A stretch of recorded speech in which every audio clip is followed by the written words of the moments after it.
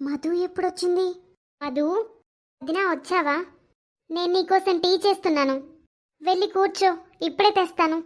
మధు, నువ్వు వచ్చి రాగానే వంటగదిలో ఎందుకు పనిచేస్తున్నావు? నేనిక్కడే ఉన్నాను కదా, నాకు చెప్పుండాల్సింది. మధు, నువ్వింత సడన్గా ఎందుకు వచ్చావు?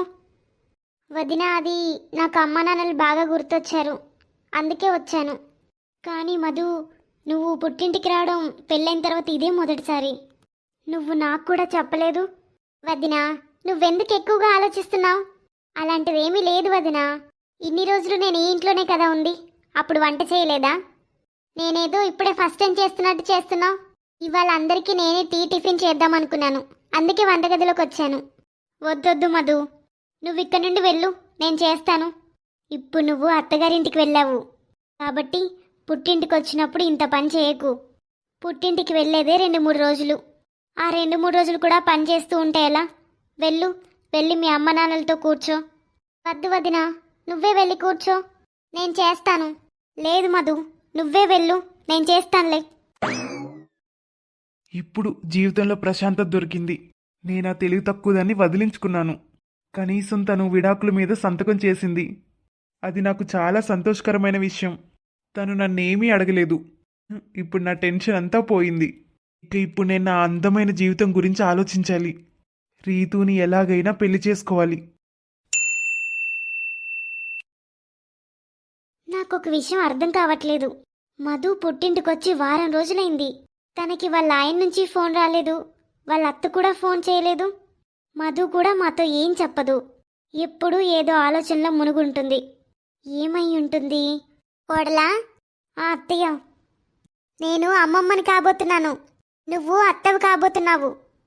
ఏంటత్తయ్య, మీరు చెప్పేది నిజమా?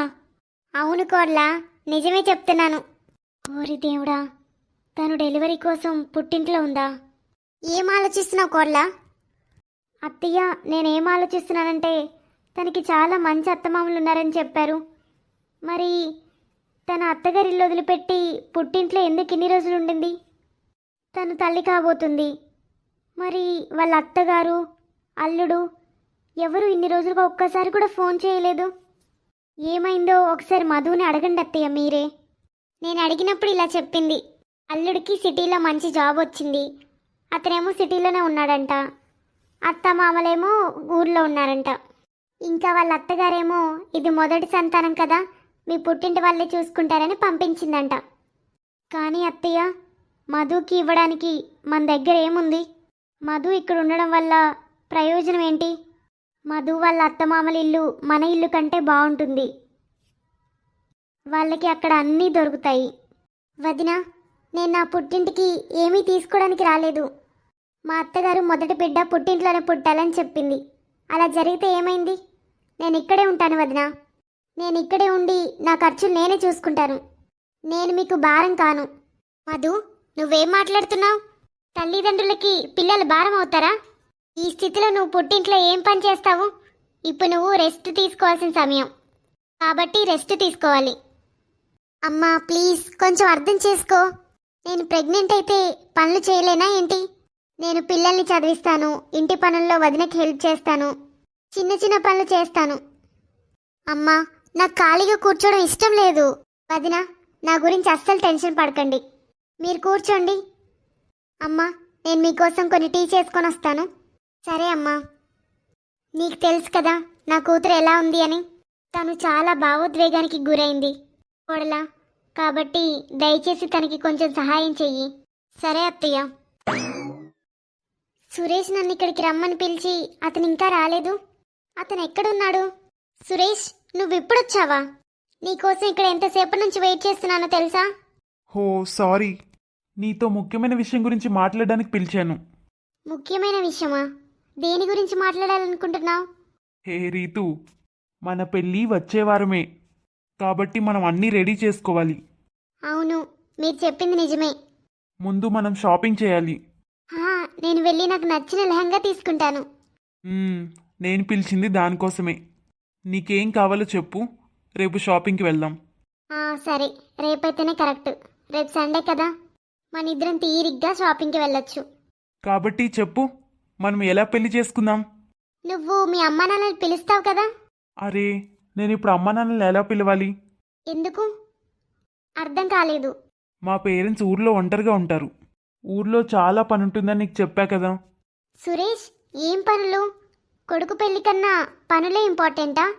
నీకు తెలీదు రీతు, మాకు ఊర్లో చాలా భూమి ఉంది, చాలా పంట పండుతుంది. కాబట్టి నాన్న అక్కడే ఉన్నాడు, నేనేమో ఇక్కడ బిజీగా ఉన్నాను. ఇంకా మా అమ్మ ఏమో ఇంట్లో అవసరమైన చిన్న చిన్న పనులు చేస్తూ ఉంటుంది. కాబట్టి నన్ను నేనే జాగ్రత్తగా చూసుకోవాలి. నేను అమ్మతో కూడా మాట్లాడాను, వాళ్ళిద్దరూ బిజీగా ఉన్నారని చెప్పింది. ఇంకా పెళ్లి చేసుకునేది మనిద్దరం కాబట్టి పెళ్ళి మనకి నచ్చినట్లు చేసుకోమంది. కానీ నేను మీ అమ్మ నాన్నల ఆశీస్సులు తీసుకొని పెళ్లి చేసుకోవాలనుకున్నాను. కానీ నేనేం చేయగలను? నువ్వే అర్థం చేసుకోవాలి. పంటని జాగ్రత్తగా చూసుకోవడానికి వాళ్ళు అక్కడే ఉండాల్సి వస్తుంది. వాళ్ళని ఇక్కడికి పిలిస్తే 5-6 రోజులు ఇక్కడే ఉండాల్సి వస్తుంది. అప్పటి వరకు వర్షం పడితే చాలా నష్టం. నాన్న అక్కడ లేకపోతే అదంతా చూసుకునే వాళ్ళు ఎవరూ లేరు. మనం పెళ్లి తర్వాత ఖచ్చితంగా ఊరికి వెళ్దాం. అప్పుడు కలుద్దు కానీ మా అమ్మ నాన్నల్ని. పర్వాలేదు, వాళ్ళకి టైం లేకపోతే పర్లేదులే, మనం తర్వాత కలుద్దాం. సరే, ముందైతే పెళ్లి చేసుకుందాం. సరే, ఇప్పటికే చాలా లేట్ అయింది, పద వెళ్ళి భోజనం చేద్దాం. రీతు, నేను ఒక విషయం చెప్పడం మర్చిపోయాను. మనం కోర్టుకు వెళ్ళి సింపుల్గా పెళ్లి చేసుకోవచ్చు కదా, అంత ఫార్మాలిటీ అవసరమా? అరే యార్, నువ్వు కూడానా? నాకు సాంప్రదాయంగా పెళ్లి కావాలి.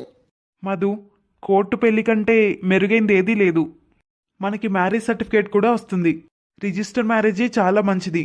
ఊర్లో అయితే పెళ్ళిళ్ళు పూజారి చేస్తాడు, అక్కడ మనకి ఏ సర్టిఫికేట్ ఉండదు. నేనెప్పుడు రిజిస్టర్ మ్యారేజ్ చేసుకోవాలనే కలలు కన్నాను. మీరు చెప్పిన దానికి నేను అగ్రీ అవుతాను, కానీ మధు, ఈసారి నాకు నచ్చినట్లు చేసుకుందాం, తర్వాత మనం గుడికి వెళ్ళి చేసుకుందాం. సరే సురేష్, ఎలాగో మా పేరెంట్స్ కూడా రాలేదు కాబట్టి మా పేరెంట్స్ మీ పేరెంట్స్ వచ్చినప్పుడు గొప్పగా పెళ్లి చేసుకుందాం. సరే, పద వెళ్దాం. నాకు 2 BHK రూమ్ కావాలి. అవును, ఎంత ఛార్జెస్ అవసరమైతే అంత ఛార్జెస్ పే చేస్తాను మీకు. కానీ చాలా ఫాస్ట్గా వెతకండి, నాకు అర్జెంటుగా ఒక రూమ్ కావాలి. సరే, నేను ట్రై చేస్తాను. ట్రై చేయడం కాదు, 2-3 రోజుల్లో నాకు ఒక రూమ్ కావాలి. సరే, కానీ కొంచెం బ్రోకరేజ్ ఛార్జ్ ఉంటుంది. పర్వాలేదు, నేను పే చేయడానికి రెడీగా ఉన్నాను. సరే సరే, అయితే నేను 2-3 రోజుల్లో మీకు ఫోన్ చేస్తాను, అక్కడికి రండి. సరే సరే, ఇప్పుడు నాకు ఒక రూమ్ దొరికింది. ఇప్పుడు రీతుని పెళ్లి చేసుకున్న తర్వాత ఆ రూమ్కే షిఫ్ట్ అవుతాను.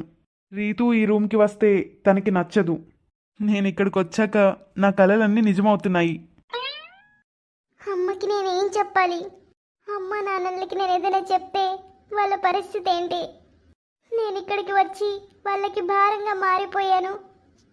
కానీ లేదు, నా ఖర్చులు నేనే పెట్టుకుంటాను. నాకన్నా మీ నాన్న నిన్ను వదిలేశాడు, కానీ నేను ఎప్పటికీ నిన్ను వదిలేయను. నేను నీకు ఒక గొప్ప స్థాయిని తీసుకొస్తాను. ప్రపంచం నీ పాదాల దగ్గర ఉంటుంది. మధు, ఎక్కడున్నావు? అమ్మా, వస్తున్నాను. మీ క్లాస్మేట్ వచ్చిందిరా. అందరూ లేచేలోపు టిఫిన్ చేస్తాను. పిల్లలు 6 గంటలకి లేస్తారు. అమ్మా, రా మధు, నేను నీకోసమే చూస్తున్నాను.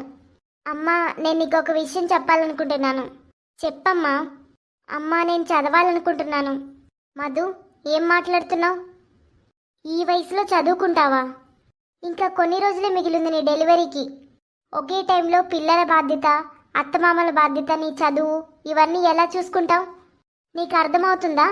అమ్మా, వాటి గురించి టెన్షన్ పడకు, నేను చూసుకుంటానుగా అన్నీ.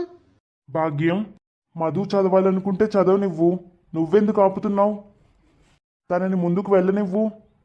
కానీ మన కూతురికి పెళ్ళయింది, ఆ కుటుంబం కూడా డబ్బున్న వాళ్ళే. ఇప్పుడు మధుకి చదవాల్సిన అవసరం ఏముంది?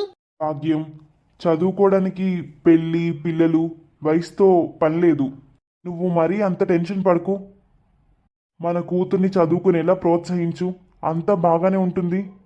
తను చాలా ధైర్యవంతురాలు. ఒక్కసారి ఏదైనా అనుకుంటే తను తప్పకుండా చేయగలదు. నేను చెప్పేది నిజమేనా మధు? అవునా అన్న? నవ్వుతూ చెప్తుంది. చూడు, నీ కూతురు నవ్వుతుంది, నువ్వేమో నోరు తెరిచి నిలబడ్డావు. ఎలా జరిగింది మన పెళ్ళి? నీకు నచ్చిందా? నిజంగా నాకు చాలా బాగా నచ్చింది, చాలా బాగుంది. నా పెళ్ళి ఇలా జరుగుతుందని నేను ఎప్పుడూ ఊహించలేదు. రీతు, నువ్వేం అడిగినా చేస్తాను నేను. సురేష్, నేను నీ జీవితంలోకి వచ్చినందుకు నాకు చాలా సంతోషంగా ఉంది. నీలాంటి భర్త దొరకడం నా అదృష్టం. నువ్వే కాదు, నేను కూడా అదృష్టవంతున్నే. మీ అమ్మ నాన్న కూడా ఇక్కడ ఉంటే చాలా బాగుండేది. అమ్మకి వీడియో కాల్ చేసి నిన్ను చూపించాలి. సరే రీతు. మీ అమ్మా నాన్నల ఆశీర్వాదం తీసుకుందాం. రీతు, ఎలా ఉంది మన కొత్త రూమ్? చాలా బాగుంది. నేను అన్నీ ఎంజాయ్ చేస్తున్నాను. సురేష్, మన పెళ్ళైతే అయిపోయింది. హనీమూన్కి ఎక్కడికి వెళ్తున్నాం? ఓ, రేపే వెళ్తున్నాం. నేను ఆల్రెడీ అన్ని ఏర్పాట్లు చేశాను. హావ్, నాకు చాలా హ్యాపీగా ఉంది. ఆల్రెడీ నేను ఆఫీస్కి 1 వీక్ లీవ్ పెట్టాను. ఇంకో 1 వీక్ లీవ్ పెట్టి హనీమూన్ ఎంజాయ్ చేసేద్దాం. నేను కూడా 1 వీక్ లీవ్ పెడతాను. ఇంతకీ ఎక్కడికి వెళ్తున్నామో చెప్పలేదు. గోవా. సరే, గోవా బాగానే ఉంటుంది. ఏమైంది? నువ్వు వేరే ఎక్కడికైనా వెళ్ళాలనుకున్నావా? అవును, కానీ నీ ఆనందం కూడా ముఖ్యం. నీకు నచ్చితే మనం గోవాకి వెళ్దాం. ఒక 6 నెలల తర్వాత మళ్ళీ వేరే ప్లేస్కి వెళ్దాం. ఓకే. నా జీవితంలో నేను కన్న కళ్ళన్నీ ఈరోజు నెరవేరాయి. నేను ఈ సిటీకి వచ్చి ఒక అమ్మాయిని పెళ్లి చేసుకున్నాను. ఇంత అద్భుతమైన అమ్మాయి నాకు దొరుకుతుందని అస్సలు ఊహించలేదు. ఇదే నేను కోరుకున్న నిజమైన జీవితం. హలో ఫ్రెండ్స్, వీడియో నచ్చితే తప్పకుండా లైక్ చేసి కమెంట్ చేయండి. హైప్ చేయడం మాత్రం మర్చిపోకండి. మీరు హైప్ చేయడం వల్ల మా వీడియోస్ చాలా మందికి రీచ్ అవుతాయి. మీకు మా వీడియోస్ నచ్చితే మా ఛానల్లో జాయిన్ అవ్వండి. నెక్స్ట్ పార్ట్ కోసం వెయిట్ చేయండి. Bye bye.